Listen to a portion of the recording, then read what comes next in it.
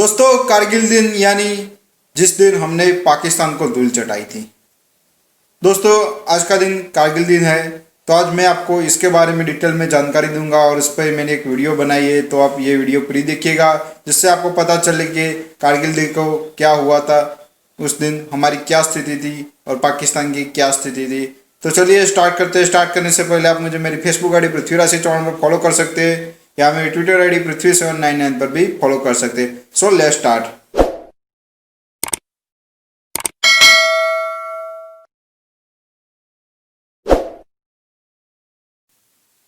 So guys, India को ऐसे दो नेबरहुड कंट्री मिले हैं जो बिल्कुल ही कुत्ते की पूंछ की तरह टेढ़े ही टेढ़े हैं, यानी कि पाकिस्तान और चाइना।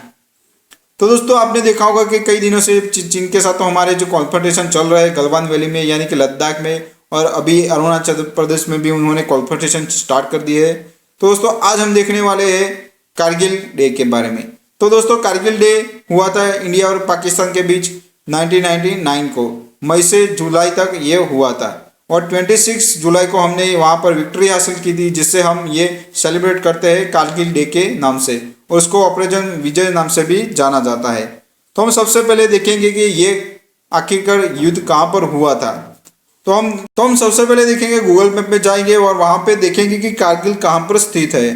तो दोस्तों, ये हो गया हमारा ग्रेट नेशन इंडिया, और उसके आप नॉर्थ में जाओगे तो आपको दो यूनियन टेरिटरी मिलेंगे जो 2019 में यूनियन टेरिटरी घोषित किए गए थे। उसमें से एक है जम्मू एंड कश्मीर और दूसरा है लद्दाख। तो दोस्तों, ये दो रीजन है, वहाँ पर दो रीजन, एक चाइना के पास है और एक पाकिस्तान के पास है। तो एक को कहा जाता है अक्साई चाइना, इसको अक्साई चाइना कहा जाता है, और इसको पीओके कहा जाता है। तो दोस्तों, ये कारगिल कहाँ पर स्थित है, सबसे पहले हम ये देखते हैं। तो दोस्तों, ये आपको रेड रंग का डॉट दिख रहा है, वहाँ पर स्थित है कारगिल। तो ये है कारगिल डिस्ट्रिक्ट, जो जहाँ पर ये कॉन्फ्रंटेशन हुई थी, यानी कि इस एरिया में हुई थी। तो दोस्तों, यहाँ पे आपको जो पहाड़ वाला एरिया दिख रहा है, ये सारा यहाँ पे कॉन्फ्रंटेशन स्टार्ट हुई थी। तो ये तो आपने देख लिया कि मैप में कहाँ पर ये हुआ था। तो हम उसको पूरी डिटेल में चर्चा करेंगे अब कि किस तारीख को क्या हुआ था और क्या नहीं हुआ था। तो दोस्तों, सबसे पहले क्या हुआ कि 3 मई 1999 को एक चरवाहा जब अपनी भेड़ बकरियाँ लेकर चरवाने गया पहाड़ों पर, तो उसको पता चला कि वहाँ पर पाकिस्तानी सोल्जर अड्डा जमाए बैठे हैं। तो उसने पूरी जानकारी हमारी इंडियन आर्मी को दी। तो उसके बाद 5 मई को ये वाला एरिया है ना, वहाँ पर हमारे जो आर्मी वाले जो सैनिक थे वो वहाँ पर पेट्रोलिंग करने गए, तो उन्होंने पकड़कर उनकी हत्या कर दी और हमारे जवान शहीद हो गए। उसके बाद 9 मई को वहाँ से भारतीय फौज पर हमला होने लगा, यानी कि जो पाकिस्तानी ट्रूप थे वहाँ पर यहाँ पर पूरी गोलीबारी करने स्टार्ट कर दी। तो बाद में वहाँ पर जो बारूद था इंडियन आर्मी का वो भी नष्ट हो गया, और 10 मई को पहली बार लद्दाख के, यानी कि जो द्रास काकासर और मुस्को सेक्टर है, वहाँ पर पाकिस्तानी आर्मी को फिर से देखा गया। तो बाद में भारतीय वायुसेना ने कार्रवाई करने का आदेश दे दिया, और जो ये वाला पूरा रीजन दिख रहा है ना आपको, ये वाला पूरा रीजन, वहाँ पर जो हमारी आर्मी है यानी कि वायुसेना ने वहाँ पर कार्रवाई करनी स्टार्ट कर दी। और 27 मई को भारतीय वायुसेना ने पाकिस्तान के खिलाफ MiG-27 और MiG-29 का भी इस्तेमाल किया था।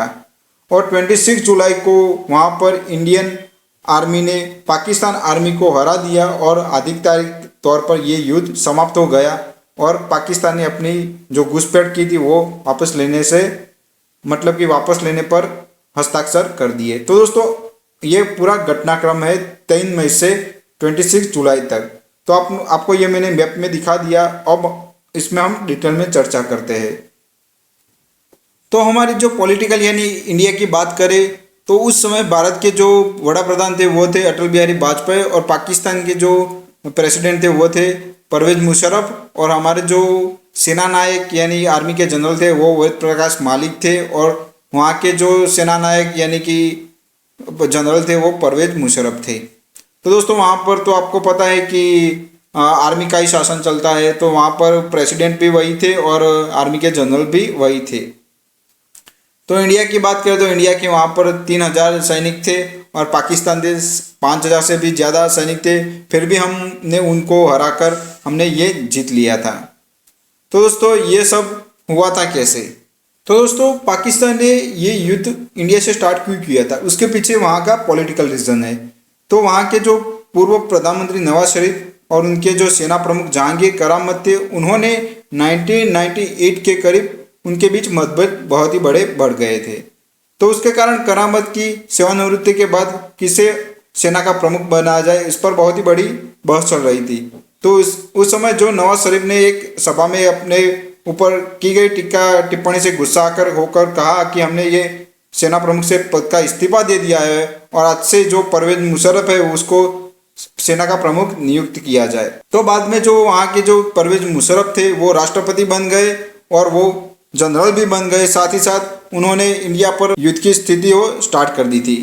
तो बाद में उन्होंने 5,000 सैनिक जो LOC है इंडिया और पाकिस्तान के बीच लाइन ऑफ एक्चुअल कंट्रोल, वहाँ पर अपने ट्रूप्स भेजने स्टार्ट कर दिए और उस पर आई थिंक तो 5,000 से भी ज़्यादा सैनिक वहाँ पर हाजिर थे। कई सारी ऐसी जो न्यूज़ चैनल है यानी कि द हिंदू, द गार्डियन हो गया, द वॉशिंगटन पोस्ट होगा, वो भी बता रहे थे कि 5,000 से ज़्यादा वहाँ पर सैनिक इकट्ठा होकर इंडिया पर घात लगाए बैठे थे। मगर जो हमारा चरवाहा है उसने देख लिया तो हमें भी भनक लग गई और हमने भी वायुसेना को आदेश दे दिया था। तो उस समय भारतीय अस्त्र, कई सारे अस्त्रों ने भी प्रयोग किया, जिसमें हमने पहली बार यूज़ किया था MiG-27, MiG-29 में हमें यूज़ किया और उसके बाद R-77 मिसाइल से भी हमला किया गया। तो दोस्तों वहाँ पर हमने कई सारे अस्त्रों और शस्त्रों का भी प्रयोग स्टार्ट कर दिया था। तो दोस्तों ये पाकिस्तान ने क्यों स्टार्ट किया, तो उसके पीछे दूसरा भी एक रीज़न था कि पाकिस्तान जो है वो आतंकवादी इंडिया में भेजना चाहता, जिससे वहाँ पर गोलीबारी करना हर बार स्टार्ट कर देता है। तो पाकिस्तानी नेताओं ने कई बयानों से ये साबित हुआ है कि जो पाकिस्तान की सेना प्रत्यक्ष रूप से इस युद्ध में शामिल नहीं थी, मगर उन्होंने करीब 5,000 घुसपैठियों को युद्ध में शामिल कर दिया था और भारतीय वायुसेना और सेना ने पाकिस्तान के कब्जे वाले जगह पर हमला किया और धीरे धीरे अंतर्राष्ट्रीय सहयोग से भी पाकिस्तान को दबाव मिलने लगा था। तो इसके कारण भी पाकिस्तान के पीछे हट करनी पड़ी थी, मगर सही तो रीज़न ये है कि हमने वायुसेना का प्रयोग कर उनको हरा दिया था। तो ऐसी कई सारी आपको न्यूज़ मिल जाएगी ऑनलाइन पर कि ऐसे अंतर्राष्ट्रीय सहयोग भी मिला था। मगर दोस्तों ये एक कड़वा सत्य है कि हमने वायुसेना का पहली बार MiG-27 और 29 यूज़ कर उनको हराया था। और दोस्तों ये दोनों यानी कि इंडिया और पाकिस्तान दोनों परमाणु बम वाले देश है। तो ऐसा पहली बार हुआ कि परमाणु बम बनाने के बाद दोनों के बीच युद्ध हुआ था और इंडिया ने उसमें युद्ध में जीत हासिल की। तो दोस्तों ये तो हो गई हमारी जीत और पाकिस्तान की हार। तो उसमें किसका कितना नुकसान हुआ था, नुकसान की बात करते दोस्तों, इंडिया के 527 से ज़्यादा जो हमारे जवान हैं वो घायल हो गए थे और उस तरफ पाकिस्तान की बात करें तो 700 से भी ज़्यादा जो पाकिस्तानी है वो मारे गए थे।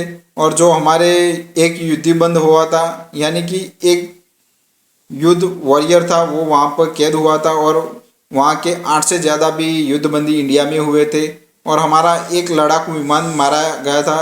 और पाकिस्तान की बात करें तो पाकिस्तान के पास तो उस समय लड़ाकू विमान ही नहीं थे और हेलीकॉप्टर हमारा भी एक मारा गया था।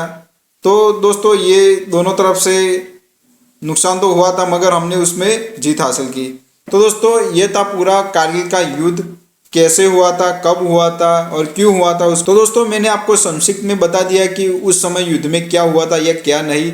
बहुत ही कम वर्ड में आपको मैंने ये पूरी जानकारी दी है जिससे आपको पूरा नॉलेज मिले कि उस समय क्या हुआ था या क्या नहीं। तो दोस्तों आप अपने जो रिलेटिव है, अपने जो दोस्त है, जो आपके जो दोस्त गवर्नमेंट की प्रिपरेशन कर रहे हैं, उसको भी ये वीडियो फॉरवर्ड कीजिएगा जिससे उनको पता चले कि ये कहाँ पर हुआ था और कैसे हुआ था और वहाँ पर इंडिया की क्या स्थिति थी और पाकिस्तान की क्या स्थिति थी, तो जिससे लोगों को पता चले। तो दोस्तों आपको ये वीडियो अच्छा लगा तो मेरे चैनल को सब्सक्राइब करना मत भूलिएगा और बेल आइकन भी दबा दीजिएगा जिससे आने वाले हर वीडियो की आपको नोटिफिकेशन मिले और जिससे आपका नॉलेज भी बढ़े और आपका एंटरटेनमेंट भी हो। जय हिंद, जय भारत।